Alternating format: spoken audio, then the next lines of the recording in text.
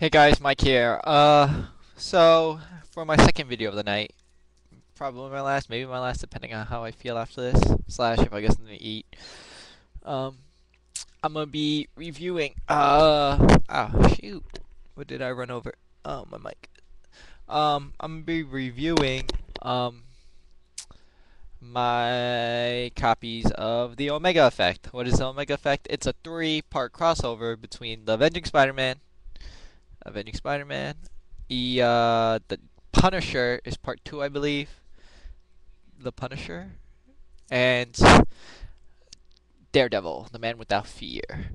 Um, so this whole crossover is done by Mark Waid, Greg Rucka, as on writing, and the art is done by Marco Checchetto, something like that. With colors by I think Frank Hollingsworth. The color by Matt Hollingsworth. Yes.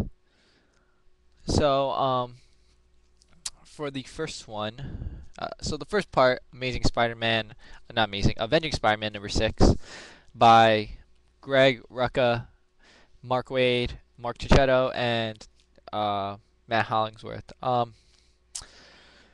So the basic premise about this is it stems from Daredevil having ownership of the Omega Drive, which is basically a super awesome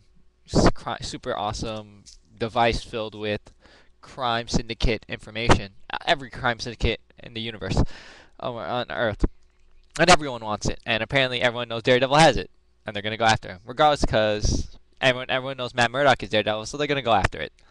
So the issue starts off with Spidey, and this being the Avenging Spider-Man, unlike the last crossover with Daredevil, the Amazing Spider-Man crossover with Daredevil, Spidey gets most of the screen time, which is why I expect, regardless of it being a crossover, in his own book, he should get most of the screen time.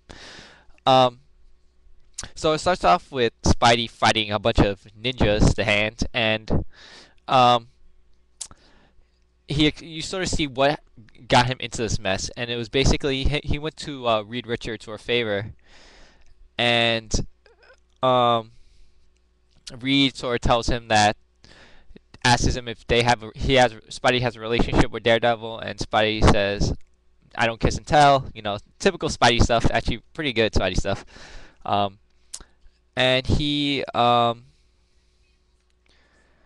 and Reed explains that that Daredevil came with the Omega Drive, which is made out of an old Fantastic Four battle uniform that was torn in battle. Um, and it probably belongs to Johnny. That's what Reed thinks, um, but Reed sort of explains that it's it contains a lot of information about these crime syndicates, and he needs it. He needs to destroy it before anyone could get it. And then you see Spidey, and in between these panels, you see Spidey fighting these ninjas, and Marco Checchetto's art is actually really good, the way he lays them out. And Mark Waid does a great job, and Greg Rucka do a great job of writing the Spidey of Spidey's lines. Is very true to the character. He's very talkative. There's a lot of clips, and it's very silly. Um, so Reed was gonna take the drive and destroy it, but he wouldn't be able. But Daredevil took the drive before Reed can take it, because Reed is working on a device that if he leaves it, it'll blow up and destroy the universe. So Peter tells him that he's gonna go and take a look and help and go get the drive.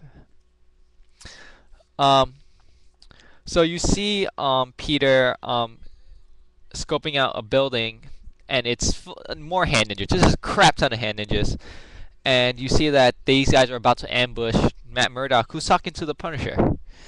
Um, and you know it's just filled with really great Peter stuff. You know, they know where they're checking out his office because they know where Daredevil is, because everyone knows Matt Murdock is Daredevil, because it's Matt Murdock has his worst kept secret identity since Hannah Montana. And you know, whatever he's doing, it's probably better than fighting ninjas. So you see Daredevil talking to Punisher, And Daredevil sort of smells the other scent on Frank Castle, which is perfume, and he knows he knows it's a woman, and he's like, "Can I meet her?" So Punisher wants it. He wants to drive, and he wants to use it to punish these people, to kill these people. Um, but um, but Daredevil doesn't want to kill people. You see, that's the thing. He wants to use it to hurt these people, but not kill them. So he's gonna keep it and do what he wants to do with it.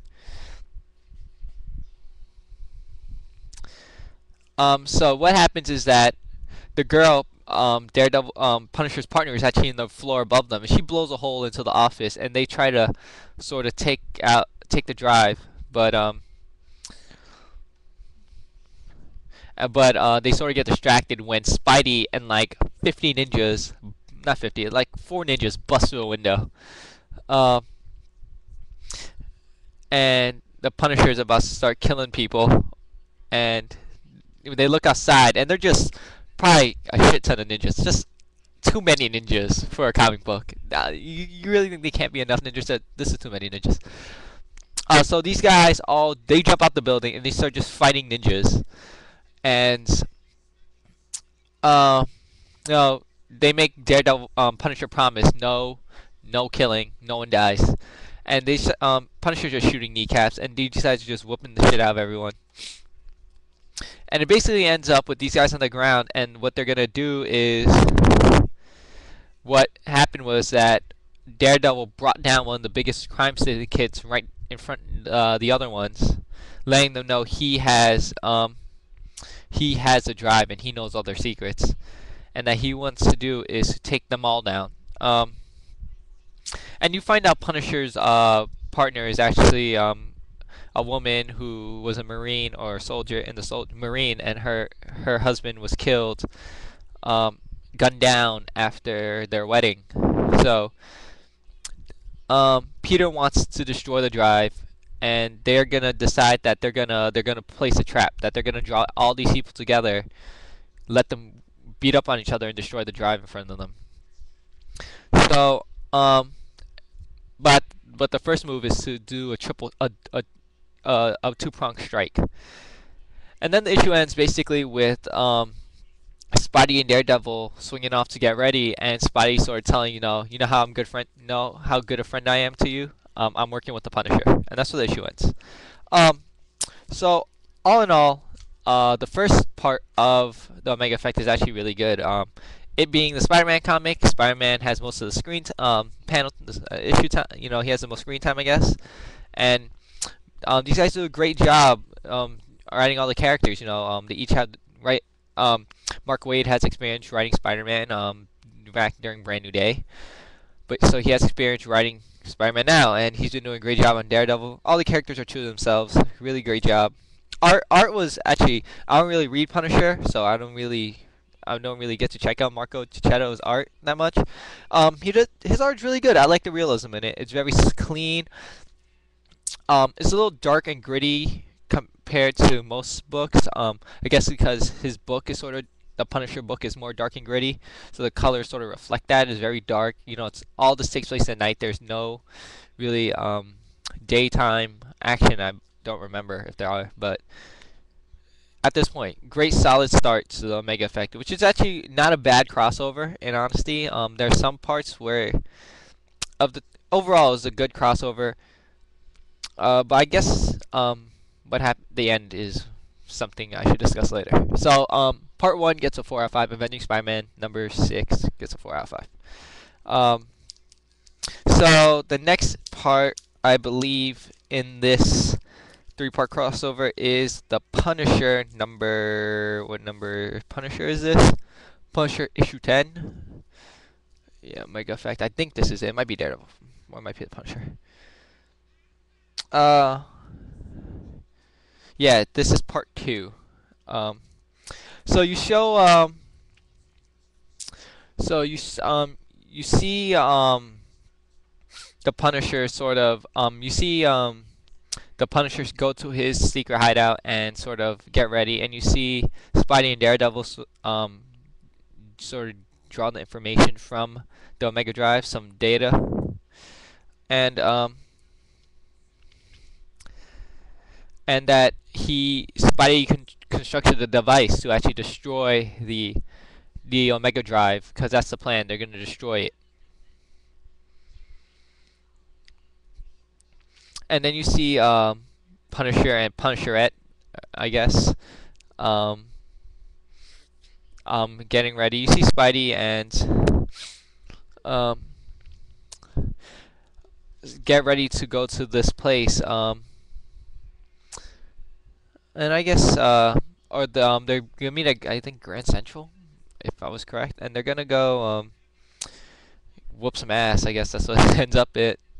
Or they're gonna go do their strikes first. So they all split up into three two groups. But before that, there's some very weird and silly information. And this, despite being a Punisher book, doesn't have too much Punisher in it. It's a lot more Daredevil and Spidey heavy. And there's more Punisherette than Punisher. But on the way to their meeting, Daredevil sort of gives birth to a woman. Gives birth to a woman, helps a woman give birth. And they swing off to meet these guys. And it ends up with and the Punisher sort of wants the drive, like no matter what, he wants to use it his way to kill all these people. So they decide to split up, Punisher and Spidey and Daredevil and Punisherette on their dual strikes, and Spidey and Punisher attack a Hydra base, and Punisherette and Daredevil take down an AIM base. Then Spidey and Punisher go to a I don't know who these guys are. Red suits. They look like ninjas. They're not hand ninjas. They basically whoop on some random dudes. And they leave a message that, we're going to meet us at Grand Central if you want the drive. So Punisher wants to kill this dude, but Daredevil sort of stops her, from becoming a killer, from tarnishing her family's memories. Like just killing wouldn't bring them back. The typical drivel, I guess. So you see these guys at Grand Central, and Spidey and Frank talking, but it was just Spidey talking mostly. And they head inside, and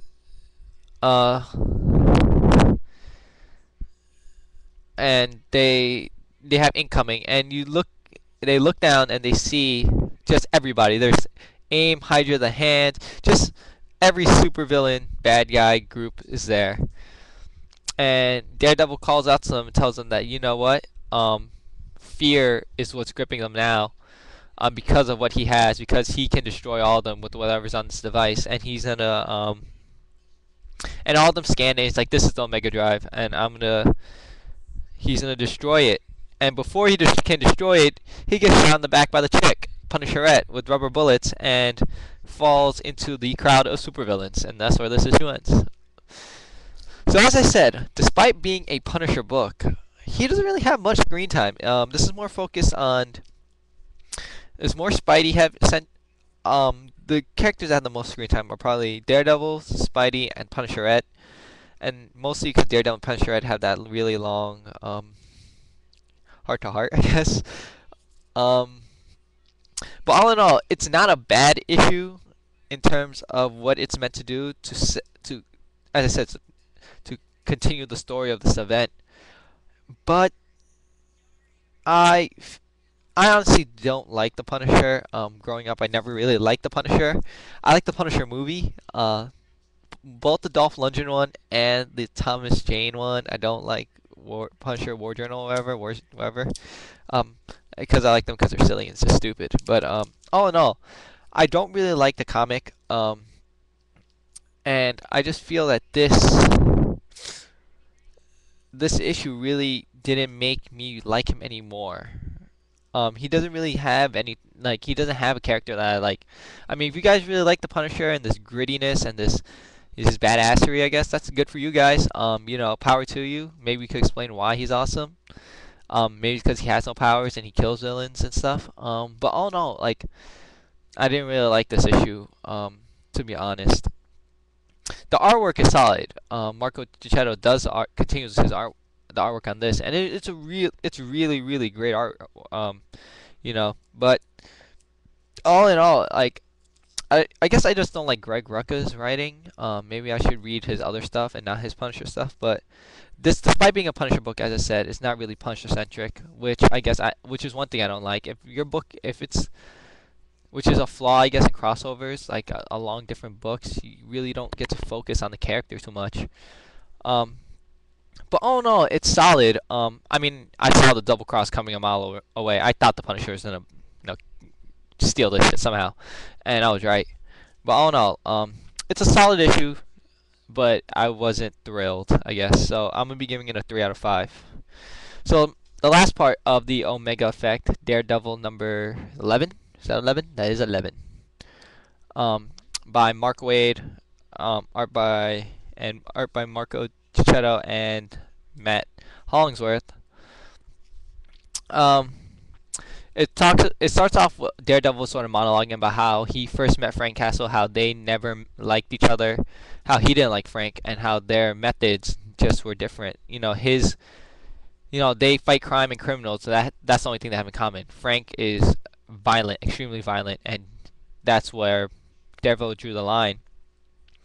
But sometimes they're thrown into an alliance, and Daredevil has his chance to save someone from becoming like Frank. Um, and he says that he tried to save Frank, he couldn't, but now he has a second chance, and he's not gonna let it go. So it starts up. So we then move on to a basic recap from the Daily Bugle, as you can see, Daily Bugle. And what I really like, probably the most of this issue, is how Marco Checchetto decided to use the current version of Daredevil's radar sense, as this drawn by, I think, Marcos Martin was the one who established it. But this wireframe esque type radar, that's how he sees people. This wireframe, which is really awesome. I think it's Marcos Martin, or the primary artist on Daredevil might be Marcos Martin. But it was I really liked how he did that. So they're keeping the continuity the same. So Daredevil says, this is how I'm gonna die, on the floor, killed by a bunch of super cause of death, unbelievable arrogance, he says. But it's gonna be him trampled to death by 50 different people. And you see Hydra. They're like, Hydra claims it, Byzantine claims it. Kill him, kill him. Everyone's just swarming him for it. Spidey and Daredevil Spidey and Punisher bust in and start kicking skulls and shooting rubber bullets. And Cole basically stole it. She's gonna use it. And this was not the plan. Punisher did not want this to happen. Like, I guess he's an honorable man in the sense that he wasn't gonna betray them when they had this deal. But she sort of hightailed it out of there. And the device that's supposed to destroy the Omega Drive didn't survive the stampede. So Spidey and Punisher decide they're gonna fight these dudes, and Daredevil goes after her. So he uses his super smell sense to chase after her, and he manages to follow her, or trick her into following him somehow. And because she needs special equipment to access the drive, and she thought Daredevil was going to access it because she was spying on them. But he could Daredevil actually hurt the electronics, I guess, or something like nonsensical like that, and tricked her into talking, and he manages to convince her to sort of he sort of tells her, he's like, you think you're the only one problems with the only one with the bad backstory, that you're hurt, that bad guy's ever hurt. He's like, that happened to me, that happened to Frank. You go to Avengers Mansion and you throw a stick, you'll like that's everybody, that's every hero in New York or just in the world. Everyone's lost something. But what you do is you take that pain and you put it to good use, and it yeah, it does not make you special that you were hurt, because there's tons of people that hurt. It's how you use the hurt, I guess, and you're supposed to use it to inspire yourself to be a better person, and to put it to good use to save people. To but Daredevil does says but she says that but he says that only this pain is the only thing that that drives us. And Daredevil sort of gets angry. He's like, despite the pain, there are people who are innately good and that take up the cause because they're a good person, and you don't need the pain to you don't need a reason to help people. And he says, if you're gonna be cynical, get the hell out of here. So she gives him back the drive, and she gets shot in the back by these Hydra agents, and he starts whooping ass. Punisher busts in, Spidey busts in. They start fighting. She was actually disappeared, and I guess he saved her, and that's what he's trying to say.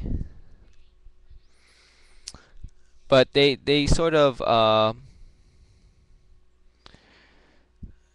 they all split up after tying up these Hydra fools, that's that's where it all ends with I guess Daredevil not really accomplishing anything that he set out to do except beating up some random grunts.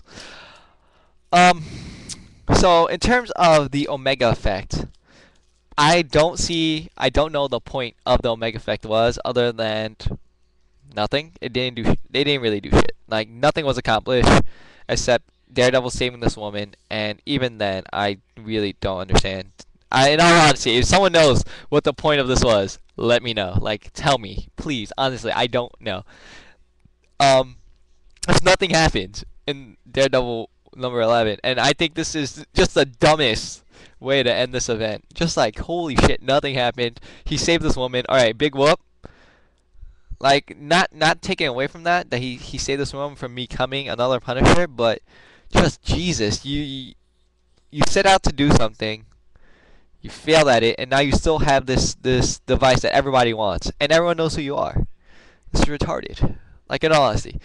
But regardless, Daredevil has almost all the screen time in this book. Like, they're pretty much like, I think like out of all the book pages in this book, like 6 don't have Daredevil in it, or they all had Daredevil in it, and like there is no screen time dedicated to just Spidey and the Punisher or Punisherette. It's mostly Daredevil.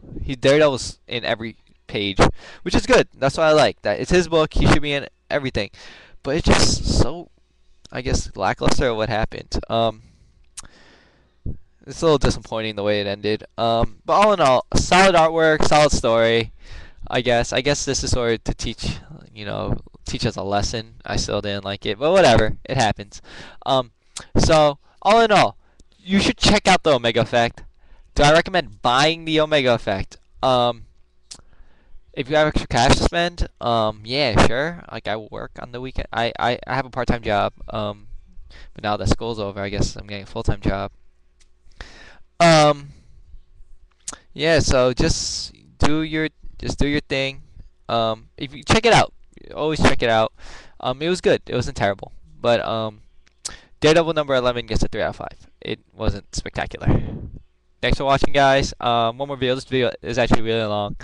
But thanks for watching. I'll probably do a couple more tonight. It's somewhat early, but hope you guys have a great night. Thanks for watching.